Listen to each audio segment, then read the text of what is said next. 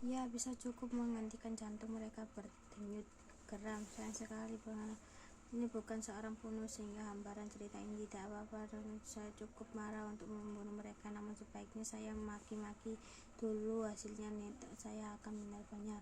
Mengangkat telepon. Kemana saja kau menelpon? Tidak. Meletakkan telepon. Lebih baik saya merancang dulu secara masak semuanya sekarang. Demi Allah, saudara mesti mengerti perasaan saya.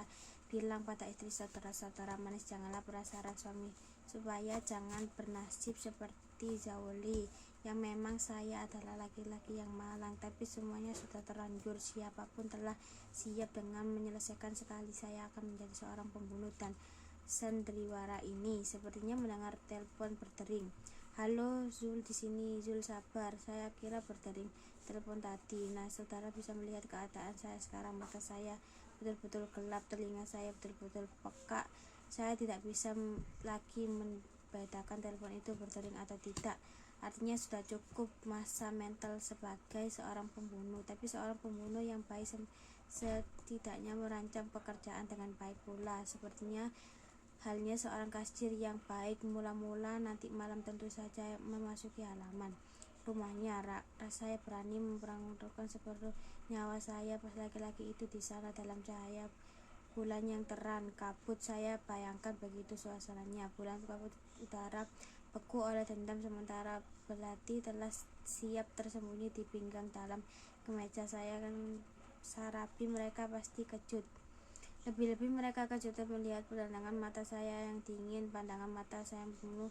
Untuk beberapa saat akan saya datangi mereka saja mereka, sehingga badan mereka bergetaran dan seketika tidak tua karena ketakutan. Dan sebelum laki-laki itu sempat mengucapkan kalimat yang pertama, pisau telah tertancap di usarnya, dan pasti istrinya sangat menjerit. Tapi sebelum menjerit itu cukup dapat memanggil tetangga-tangga, maka berlatih ingin telah dalam perutnya.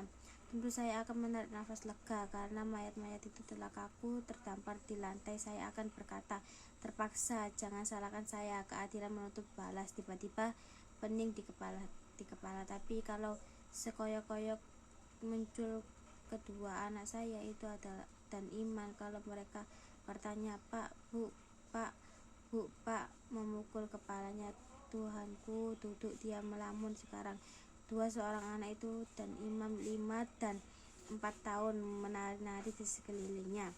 Di rumah tengah itu dengan sebuah menyanyikan kanak-kanak bangku. Saudara-saudara bisa merasakan hal ini. Mereka sangat manisnya. Lihat, saya tidak bisa lihat marah.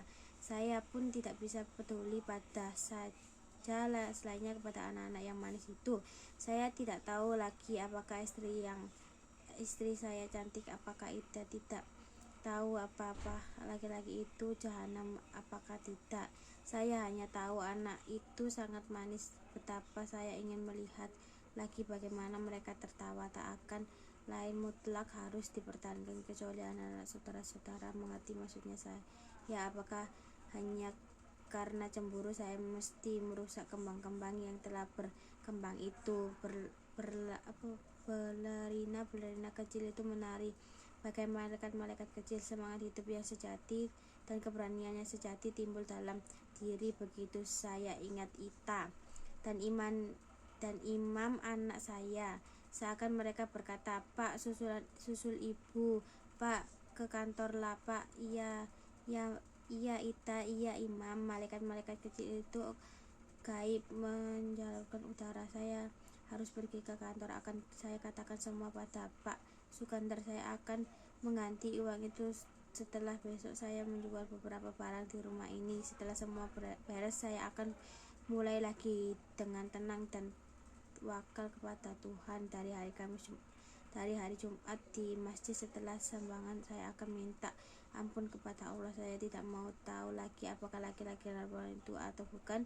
Saya akan mau tahu apalagi Sinta itu seorang atau tidak. Saya tidak peduli. Tuhan dan laki-laki yang macam itu, perempuan itu dalam hidup saya, semuanya harus saya hadapi dengan arif. Sebab kalau tidak, Indonesia akan hancur. Berhubungan saya melantarkan anak-anak saya, Ita dan Imam.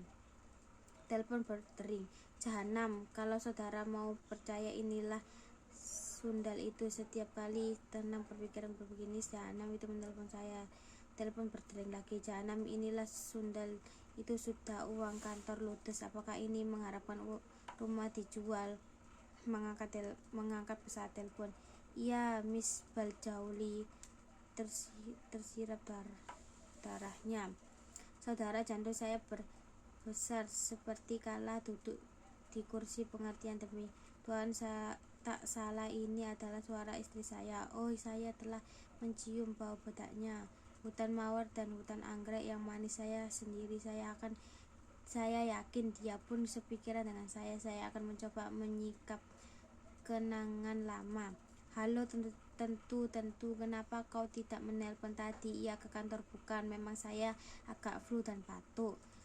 Aku batuk tapi urung. Ya, manis. Ya, ingin laut, pantai, pasir, tikar, kulit kacang. Indah sekali. Bukan, tentu. Hehe. Bagaimana kawin kau segera?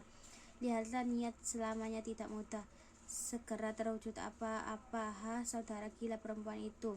Apakah ini bukan sudah penghinaan? Dia menganggap agar nanti sore saya datang ke rumahnya untuk melihat apakah laki-laki calon suaminya itu cocok atau tidak baginya. Gila, rupanya laki-laki yang dulu itu cuma iseng saja.